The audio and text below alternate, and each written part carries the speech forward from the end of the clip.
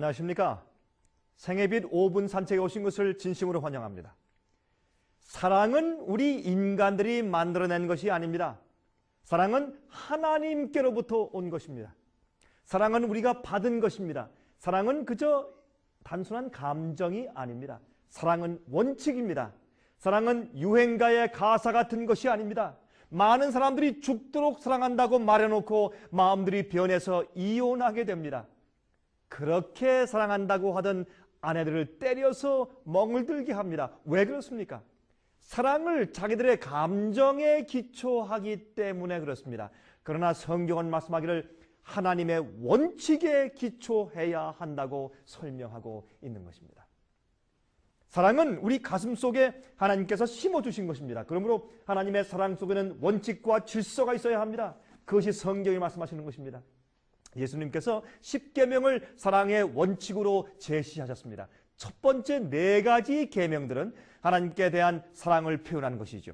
나머지 5계명들은 인간들 사이에 지켜야 할 사랑의 원칙들인데 주님의 사랑이 우리 마음 가운데 있을 때만 가능한 것입니다.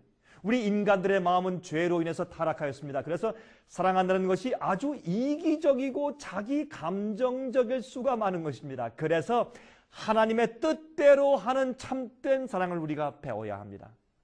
하나님의 사랑을 우리 마음속에 달라고 기도해야 할 것입니다. 그 하나님의 사랑을 우리 마음속에 넣어주시는 분이 바로 성령님입니다. 그것이 바로 성령의 역사입니다. 그런데 많은 사람들이 성령의 역사를 잘못 이해하는 것입니다. 로마서 5장 5절에 말씀하기를 소망이 부끄럽게 아니함은 우리에게 주신 성령으로 말미암아 하나님의 사랑이 우리 마음에 부은 바 됨이니 그랬어요. 그게 성령의 참된 역사입니다. 그런데 마치 성령의 역사를 우리에게 능력을 행사하게 하는 어떤 모종의 파워를 주시는 것처럼만 이해한단 말입니다. 그러나 성령께서는 우리 마음 가운데 하나님을 이해하게 하고 하나님의 사랑을 마음 가운데 가득 차서 주님의 뜻대로 살게 하는 것이 성령의 역사입니다. 그래서 오늘날 교회 안에 가짜 성령의 역사들이 참 많이 있는 것입니다. 그러나 참 성령의 역사는 우리 마음속에 하나님의 사랑을 부어주셔서 주님의 뜻대로 살게 만들어주는 힘의 역사가 바로 성령의 역사인 것입니다. 여러분, 십계명 말고도 성경은 사랑의 원칙을 다음과 같이 말씀하고 있습니다. 고린도전서 13장 4절부터 7절.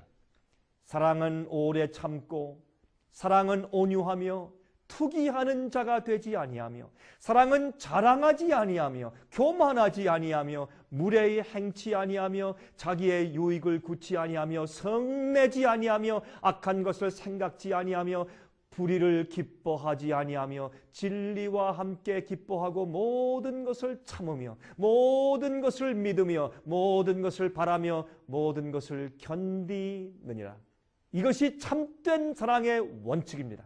많은 경우에 여러분, 사랑한다는 것이 자기 자신을 사랑하는 이기적인 것들입니다. 그러나 참 사랑은 하나님의 사랑을 배워서 하는 것입니다.